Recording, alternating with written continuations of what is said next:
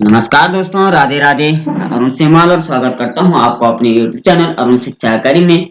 दोस्तों, आज हिंदी के इस महासेशन में हम Hindi grammar all in one का चौथा सेट हमारा है। इसमें हम सामान्य हिंदी व्याकरण और हिंदी के महत्वपूर्ण प्रश्नोत्तर लेकर आ रहे हैं, जिसमें अमूमन हर प्रश्न पूछे जाते हैं जो लगभग सभी प्रतियोगी परीक्षाओं के लिए विशेष लाभकारी सिद्ध होने वाला है। चाहे आप किसी भी टीजीटी, पीजीटी या किसी भी वनडे एग्जाम की तैयारी कर रहे हैं, इन प्रश्नों को आप देख लीजिए, रट लीजिए, क्योंकि बार बार पूछे जाने प्रश्न है और अमूमन हर परीक्षाओं में ये पूछे गए हैं। उन्हीं से हमने इसको लिया है।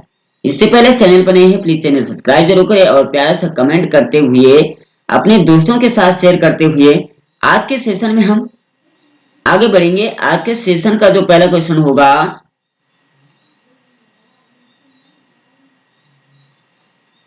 वह है, प्रश्न नंबर 1 होगा, किस युग को आधुनिक हिंदी कविता का युग कहा जाता है? सिंहद्वार कहा जाता है। ये कहा जाता है भारतेंद्र युग को आधुनिक युग का युगद्वार कहा जाता है। क्वेश्चन नंबर 2 होगा, द्विवेदी युग के प्रवर्तक कौन है? तो द्विवेदी युग के प्रवर्तक जो है वो महादेव प्रसाद द्विवेदी जी हो जाएंगे। ठीक है।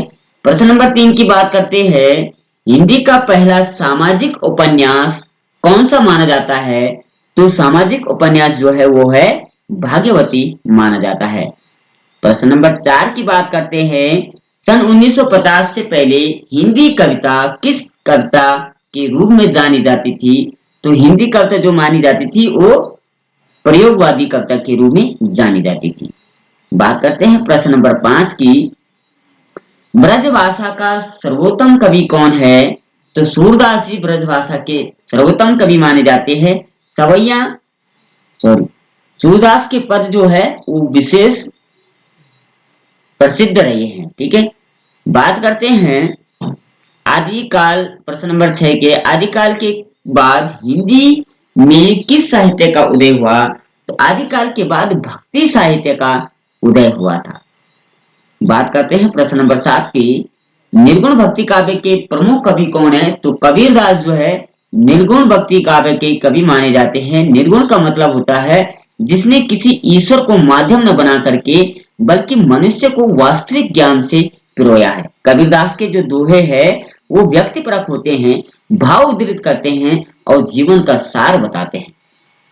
बात करते हैं प्रश्न नंबर 8 की, किस काल को स्वर्ण काल कहा जाता है? तो भक्ति काल को ही स्वर्ण काल कहा जाता है। इसमें बड़े बड़े कवि हुए हैं। बात करते हैं प्रश्न नंबर 9 की, हिंदी का आदि कवि किसे माना जाता है? तो स्वयंभू को जो है वो हिंदी का आदि कवि माना जाता है। बात करते हैं प्रश्न नंबर 10 की, आधुनिक काल का समय कब से माना जाता है? तो 1900 से आधुनिक काल का 1900 से अब तक जो है वो आदिकाल का समय माना जाता है। बात करते हैं क्वेश्चन नंबर 11 की, जयशंकर प्रसाद की सर्वश्रेष्ठ रचना कौन सी है? तो कामायनी जो है जयशंकर प्रसाद की सर्वश्रेष्ठ रचना मानी जाती है। प्रश्न नंबर 12 की बात करते हैं, बिहारी ने क्या लिखे हैं? तो बिहारी जी ने भी दोहे लिखे हुए हैं। प्रश्न नंबर 13 की बात करते हैं, कबीर किसके शिष्य थे? तो कबीर जो थे उनके गुरु का नाम रामानंद थे। रामानंद के शिष्य कबीरदास जी थे। प्रश्न नंबर 14 की बात करते हैं, पद्मावत काव्य कौन सी भाषा में लिखा गया? तो ये पद्मावत जो है अवधी भाषा में लिखा गया है। आपके रामायण भी जो है अवधी भाषा में लिखी गई है।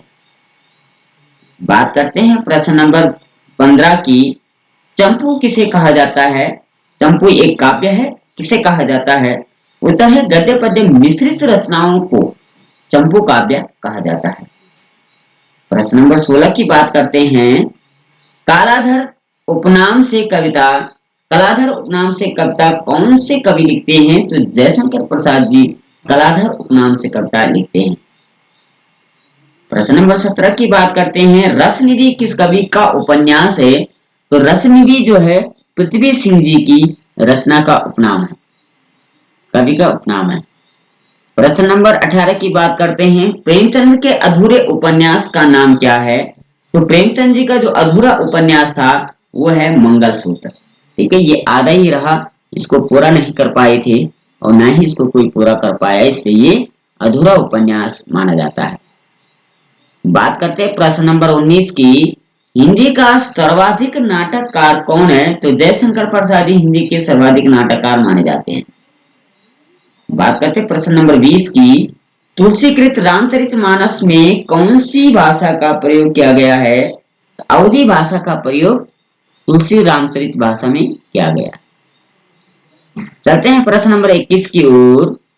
एकांकी के जन्मदाता कौन है? तो एकांकी के जन्मदाता धर्मवीर भारती माने जाते हैं। प्रश्न नंबर 22 की बात करते हैं। इसमें हम कुल 50 प्रश्नों पर चर्चा करने वाले हैं, बेहद इंपॉर्टेंट माने जाते हैं, मोस्ट इंपॉर्टेंट क्वेश्चन। आप इनको रट लीजिए, याद कर लीजिए और चैनल सब्सक्राइब जरूर करें। 22वां प्रश्न होगा, मेरा भाई किस भाव से कृष्ण की उपासना करते हैं? तो माधुर्य भाव से उपासना करते हैं। प्रश्न नंबर 23 की बात करें, रामचरितमानस का प्रधान रस कौन सा है? तो रामचरितमानस का प्रधान रस जो है वो शांत रस माना जाता है। प्रश्न नंबर 24 की बात करते हैं, सबसे पहले अपनी आत्मकथा हिंदी में किसने लिखी थी? तो राजेंद्र प्रसाद जी ने, डॉक्टर राजेंद्र प्रसाद जी ने जो है सबसे पहले आत्मकथा लिखी थी। प्रश्न नंबर 25 की बात करते हैं, हिंदी कविता का पहला महाकाव्य कौन है? तो पृथ्वीराज रासो जो है हिंदी काव्य का प्रथम महाकाव्य है। प्रश्न नंबर 26 की बात करते हैं, हिंदी के सर्वप्रथम प्रकाशित पत्र का क्या नाम है? तो इसका उदंडमार्तन जो है हिंदी के प्रथम प्रकाशित पत्र का नाम है। प्रश्न नंबर 27 की बात करते हैं, हिंदी साहित्य की प्रथम कहानी कौन सी है? तो इंदुमती जो है ये प्रथम कहानी मानी जाती है। चलते हैं प्रश्न नंबर 28 की ओर। आंचलिक रचनाएं किससे संबंधित होती है? तो क्षेत्र विशेष से संबंधित। आंचलिक मतलब होता है आंचल में बांटना, यानी किसी क्षेत्र विशेष से संबंधित यह होती है। प्रश्न नंबर 29 की बात करते हैं, पृथ्वीराज रासो किस काल की रचना है? तो ये आदि काल की रचना है, आधुनिक काल नहीं बल्कि आदि काल की रचना मानी जाती है। प्रश्न नंबर 30 की बात करते हैं, हिंदी गद्य का जन्मदाता किसको माना जाता है? तो भारतेंदु हरिश्चंद्र जी को हिंदी गद्य का जन्मदाता माना जाता है। प्रश्न नंबर 31 की बात करें, कवि कालिदास की अभिज्ञान शाकुंतलम का हिंदी अनुवाद किसने किया था? अभिज्ञान शाकुंतलम जो है कालिदास की सुप्रसिद्ध रचना मानी जाती है, संस्कृत भाषा में ये लिखी गई है और नायक का नाम था दुष्यंत, नायिका का नाम था शकुंतला, जिसके पुत्र का नाम भरत था और उसी के नाम से भारतवर्ष पड़ा। तो कालिदास द्वारा रचित अभिज्ञान शाकुंतलम का हिंदी में जो लिखा है वो राजा लक्ष्मण सिंह जी ने इसको लिखा है। प्रश्न नंबर 32 की बात करते हैं, पद्म साहित्य को कितने भागों में बांटा गया है? तो ये 15 भागों यानी 15 भागों में इसको बांटा गया है। प्रश्न नंबर 33 की बात करते हैं, कवि नरेंद्र शर्मा ने राष्ट्रपिता महात्मा गांधी के निधन पर प्रभावित होकर कौन सी रचना की थी? तो इन्होंने की थी रक्त चंदन की रचना की थी।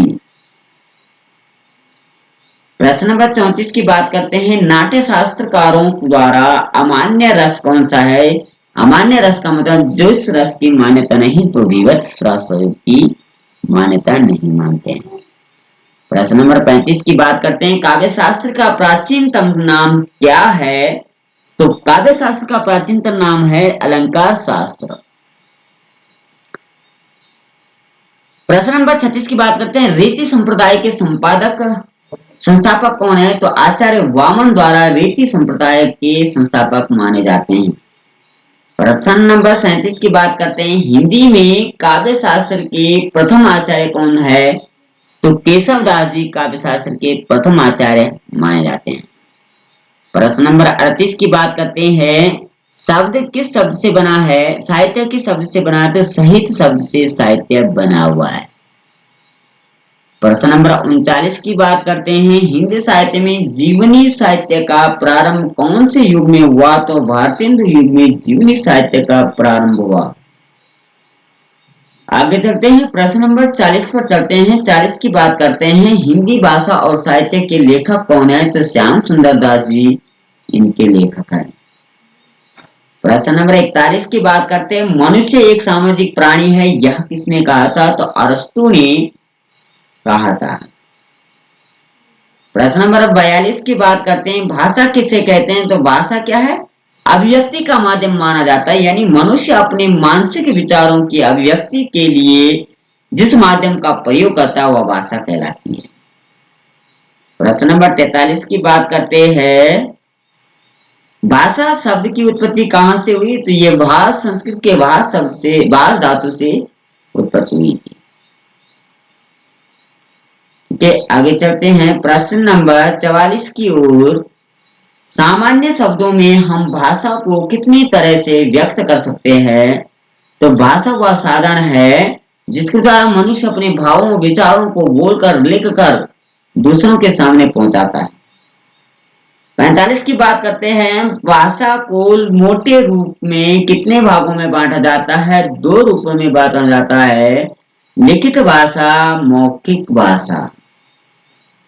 प्रश्न नंबर 46 की बात करते हैं, हिंदी भाषा का संबंध किस लिपि से है? तो देवनागरी लिपि से हिंदी का संबंध है। प्रश्न नंबर 47 की बात करते हैं, सॉरी फूल लिखना भूल गए। 47 की बात करते हैं, बोलने वालों की संख्या की दृष्टि से हिंदी का विश्व में कौन सा स्थान है? तो हिंदी भाषा का तीसरा स्थान है। प्रश्न नंबर 48 की बात करते हैं, सूरदास के काव्य किस भाषा में है? तो ये ब्रज भाषा में सूरदास के जो पद है सवैया है, सॉरी सूरदास के पद ब्रज भाषा में लिखे गए हैं। प्रश्न नंबर 49 की बात करते हैं, संविधान में किस अनुच्छेद में कहा गया है कि संघ की भाषा राजभाषा हिंदी और लिपि देवनागरी होगी? तो 343 अनुच्छेद में यह कहा गया है। आखिरी क्वेश्चन इस सेशन का होगा 50 क्वेश्चन, हिंदी शब्द की उत्पत्ति कहां से हुई? तो सिंधु शब्द से हिंदी की उत्पत्ति हुई। तो कुल मिलाकर के ये 50 मोस्ट इंपोर्टेंट क्वेश्चन हमने आपको बताए। आशा करते हैं ये वीडियो आपको पसंद आई होगी। वीडियो पसंद आए लाइक से सब्सक्राइब करते हुए अपने दोस्तों के साथ शेयर करते हुए कल फिर मिलते हैं, तब तक के लिए जय श्री कृष्णा, राधे राधे।